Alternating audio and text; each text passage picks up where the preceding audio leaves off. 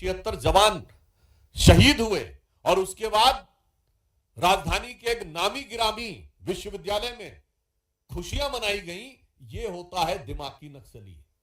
और इतने बड़े विषय के बाद चिदंबरम साहब के शासनकाल में 5000 से अधिक निर्दोष नागरिकों की मौत हुई, नक्सली अभियानों में शहीद हुए, 180 जिले नक्सल प्रभावित हो गए, 92% से अधिक हथियार जो नक्सलियों के पास थे वो पुलिस के हथियार थे जो लूटे गए थे। और याद करिए 2009 में उस समय प्रमुख नक्सली नेता किशन जी ने कहा था 2030 तक दिल्ली पे हमारा कब्जा होगा, मगर आज वो 180 नक्सल प्रभावी जिले शून्य पर आ गए हैं। मगर उसके बाद भी उन 180 जिलों में भारत में सामंजस्य दिखता था और यहां पर समस्या दिख रही है। मैं ध्यान दिलाना चाहता हूं कि वो दंतेवाड़ा और वो झीरम घाटी जहां पर खून की नदियां बहती थी, चिदंबरम साहब और कांग्रेस पार्टी,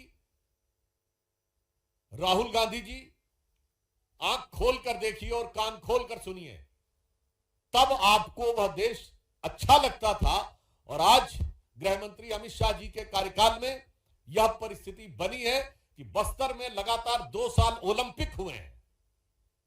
यह सौहार्दपूर्ण, सकारात्मक और युवा ऊर्जा का प्रतिनिधित्व करता हुआ बस्तर अच्छा नहीं लगता है। अभी मात्र कुछ दिन पहले नेशनल हैंडलूम डे के ऊपर रायपुर में ट्राइबल एरियाज के युवकों के द्वारा हैंडलूम कपड़ों को रैंप पे वॉक किया गया। ये ट्राइबल युवा का यानी ट्राइबल जेनजी का रचनात्मक प्रदर्शन अच्छा नहीं लगता था और वो अच्छा लगता था। ये है दिमागी नक्सल जो इन लोगों के दिमाग में बैठा हुआ है। और इतना ही नहीं, इस समय 1800 से अधिक बैंक की ब्रांचें खुलना उस क्षेत्र में, 1200 से अधिक एटीएम खुलना, 6000 से अधिक मोबाइल के टावर लगना ताकि राष्ट्र की मुख्य धारा के साथ वो विकसित हो जाएं, 22 लाख लोगों को आयुष्मान भारत कार्ड उपलब्ध हो जाना ताकि वह युवा अपनी ऊर्जा का सही दिशा में प्रयोग कर सके। यह दृश्य जिसको खराब लगता है वो वास्तविकता में दिमागी नक्सल है। इसलिए मैं कांग्रेस पार्टी से और चिदंबरम साहब से यह भी पूछना चाहता हूं कि आप वही है ना जिसने वित्त मंत्री के रूप में कहा था कि भारत में तो डिजिटल ट्रांजैक्शन हो ही नहीं सकता, और सदन के पटल पे बोला था। और आज भारत डिजिटल ट्रांजैक्शन में नंबर 1 का देश है। जिसकी सोच ऐसी है वो है दिमागी नक्सल। और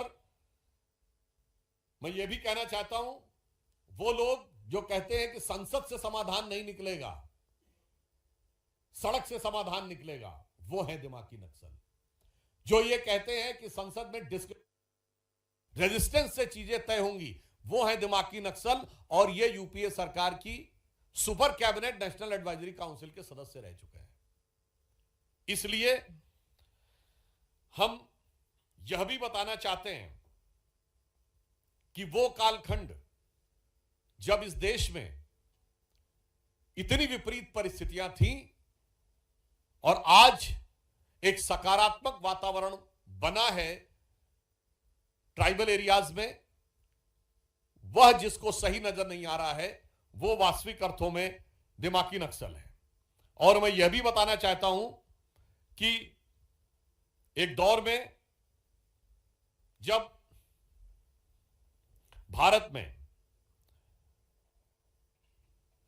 इतने जिले प्रभावित थे, वो तो अपनी जगह की बात है, उससे बड़ी बात यह है कि भारत के तमाम विश्वविद्यालयों में बैठकर उनको नैतिक और बौद्धिक समर्थन दिया जाता था। वो लोग वास्तविक अर्थों में दिमागी नक्सल हैं, जिन्हें गांधीयंस में गन नजर आती हैं, जिनको नक्सली, जिनको गांधीयंस विद गन कहते हैं।